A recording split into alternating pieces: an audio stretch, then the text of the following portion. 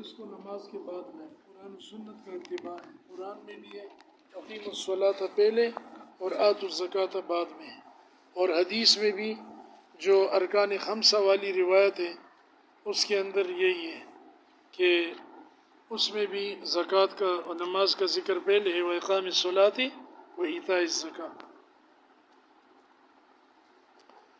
اور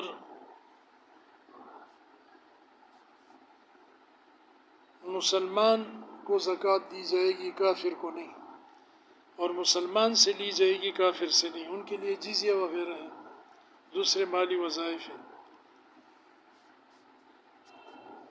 بنو ہاشم اور سید کے لیے زکوٰۃ جائز نہیں ہے۔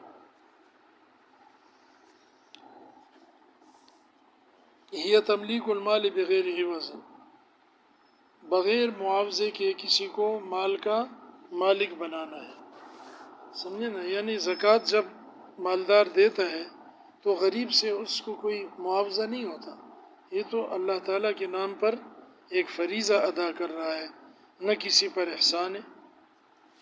تملیک کا لفظ بتاتا ہے کہ جہاں تملیک نہیں ہوگی زکوٰۃ ادا نہیں ہوگی۔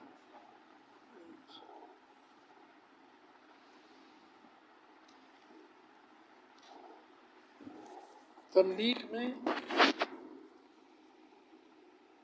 زندہ کی تملیک ہوتی ہے، مردہ کی نہیں ہوتی۔ ایک بات، مردے پر اگر زکوٰۃ کا مال خرچ کرے تو پھر وہ زکوٰۃ ادا نہیں ہوگی۔ مردے کے لیے کوئی کفن خرید لے، غریب آدمی ہے، قبر کا خرچہ دے دے تو زکوٰۃ ادا نہیں ہوگی، کیونکہ مردہ کسی چیز کا مالک نہیں ہوتا۔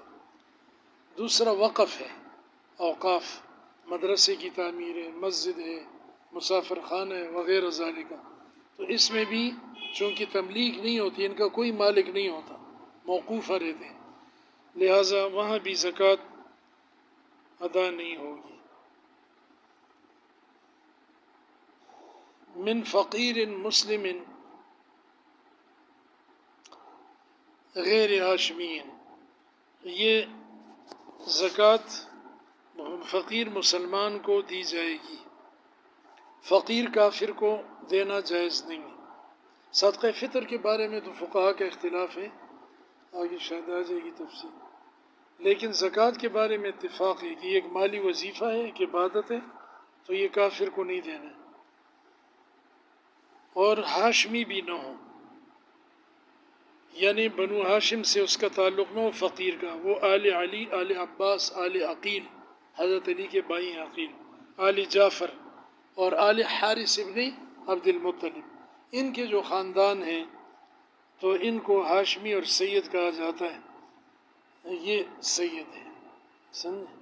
یہ جو شیعہ ہوتے ہیں نا، ان کو سید اور شاہ نہیں کہنا چاہیے، یہ مسلمان جاہل ہیں۔ کوئی شیعہ دفتر میں ہوتا ہے، محلے میں، شاہ جی کیا حال ہے جی؟ شاہ صاحب کدھر سے آئے ہو؟ بھائی اس کو کیوں شاہ کہہ رہے ہیں؟ وہ تو کافر ہے، کتا۔ تو سید اور ہاشمی اور شاہ اہل سنت والجماعت میں ہوتے ہیں جو صحیح سید ہو۔ ادھر سے زکوٰۃ بھی کھا رہے، صدقے بھی لے رہے اور کہتے ہیں میں سید ہوں۔ کیسے سید ہے؟ سید ہونے کے لیے پھر اپنے آپ کو ثابت کرنا ہوتا ہے اور شجر نسب بھی ثابت ہو۔ ولا مولاه بشرط قطع المنفعت،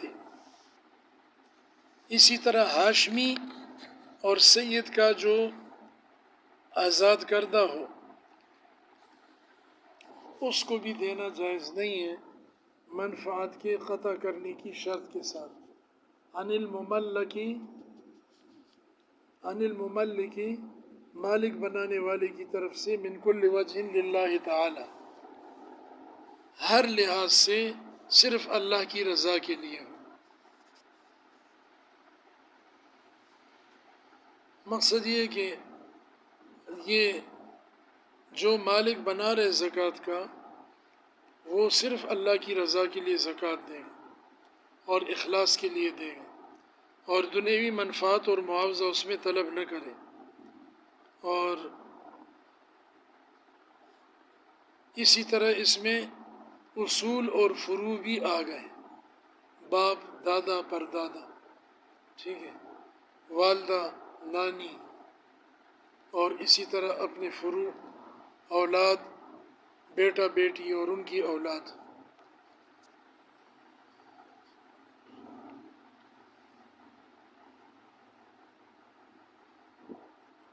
للہ تعالی، اللہ کے لیے دیں، کیونکہ اگر اللہ کے لیے زکوٰۃ دینے کی نیت نہ ہو تو چاہے زکوٰۃ کی مقدار سے زیادہ مال دے دے پھر بھی زکوٰۃ ادا نہیں ہوگی۔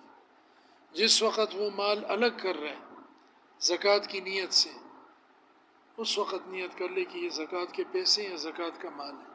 اگر نیت کے بغیر دے دے تو پھر ادا نہیں ہوگی زکوٰۃ۔ جس کی طرف سے زکوٰۃ دی جا رہی ہے اس کو علم ہونا چاہیے۔ ایک آدمی باہر ہے اور اس کا مال یہاں پر ہے اور اس کو بتایا نہیں کہ ہم تمہاری طرف سے قربانی کر رہے ہیں یا زکوٰۃ دے رہے ہیں یا صدقہ فطر، تو ادا نہیں ہوگا اس کی طرف سے۔ یہ جو مالیات فرضی اور وجوبی ہیں، واجبی، ان کے اندر علم اور نیت کا ہونا ضروری ہے۔ وشرط وجوبها العقل، زکوٰۃ کے واجب ہونے کی یعنی فرض ہونے کے لیے شرط عقل کا ہونا ہے۔ لہٰذا جس میں عقل نہیں ہے، جیسے مجنون دیوانہ ہے اور بچہ ہے، ان کے اوپر فرض نہیں ہے۔ امام شافعی رحمہ اللہ فرماتے ہیں کہ مجنون کے اوپر بھی فرض ہے، اس کا ولی وارث اس کی طرف سے ادا کرے گا، لیکن ہم کہتے ہیں کہ یہ فرائض شریعہ میں سے ہے، اور واجبات اور فرائض شریعہ کا مکلف وہ عقل والا ہوتا ہے، اور حدیث میں ہے کہ بچہ اور دیوانہ ان سے قلم اٹھا لیا گیا۔ والبلوغ، اور اس کے ایک شرط وجوب کی بالغ ہونا بھی ہے، اس سے بچہ نکل گیا۔ امام شافعی کے نزدیک نابالغ پر بھی ہے۔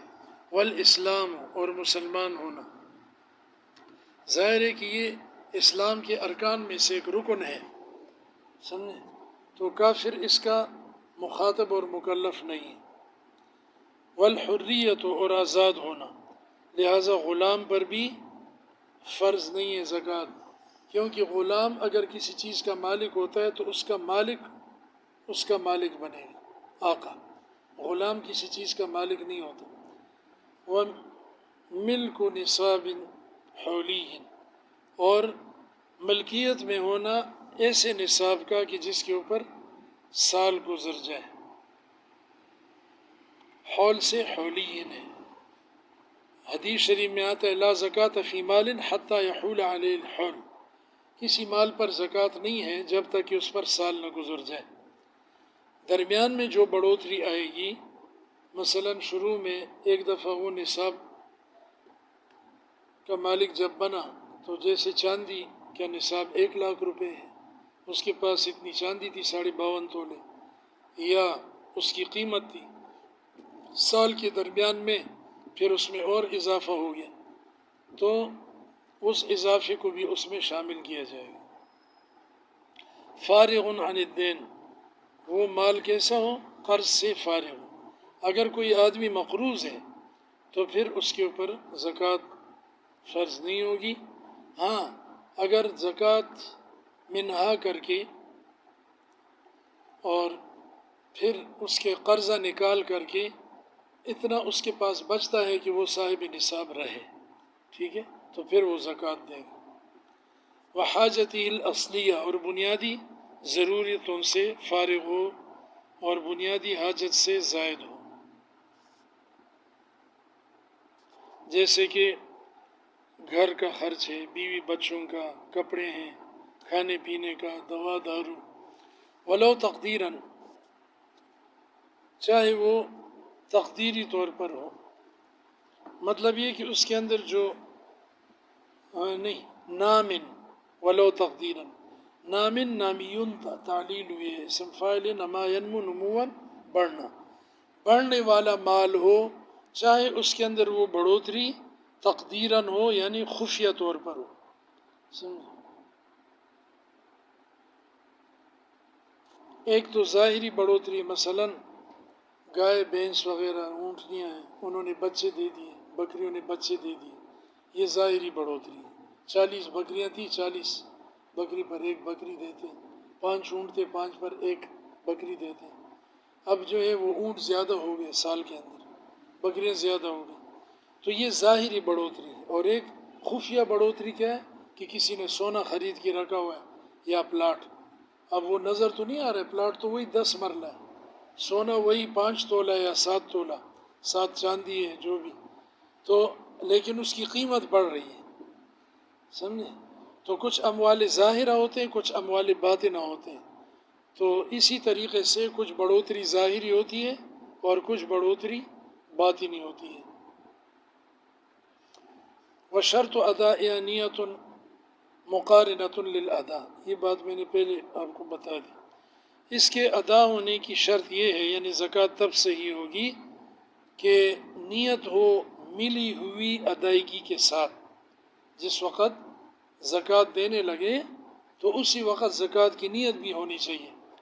او لعزل ما وجب، لام بمعنی وقت کے، یعنی وقت عزل ما وجب، یا جو اس کے ذمے زکوٰۃ کی مقدار واجب ہے اس کو جب اپنے باقی مال سے الگ کر رہا ہے زکوٰۃ کی مقدار کو، تو اس وقت نیت کر لے، سمجھے؟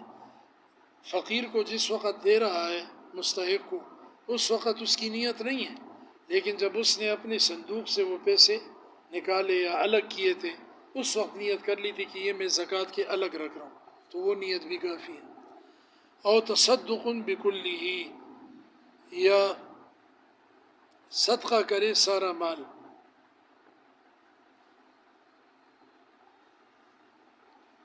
مقصد یہ کہ سارا مال اگر کسی نے خرچ کر دیا تو ظاہر ہے کہ وہ پھر اس کے بعد نہ مال رہا نہ وہ نصاب رہا، تو اس لیے وہ بھی اس کے اوپر بھی وہ وجوب نہیں رہے گا، بری الذمہ ہو جائے گا۔ باقی یہ کہ اگرچہ یہاں اس کے مال پورا خرچ کرنے میں نیت زکوٰۃ نہیں تھی، لیکن وہ نیت اس لیے ہوتی ہے کہ عادت اور عبادت میں فرق ہو جائے، کہ عادتاً یہ نہیں دے رہے بلکہ ایک عبادت جو مالی فریضہ اس کے ذمے، اس کی نیت کے ساتھ وہ دے رہے ہیں۔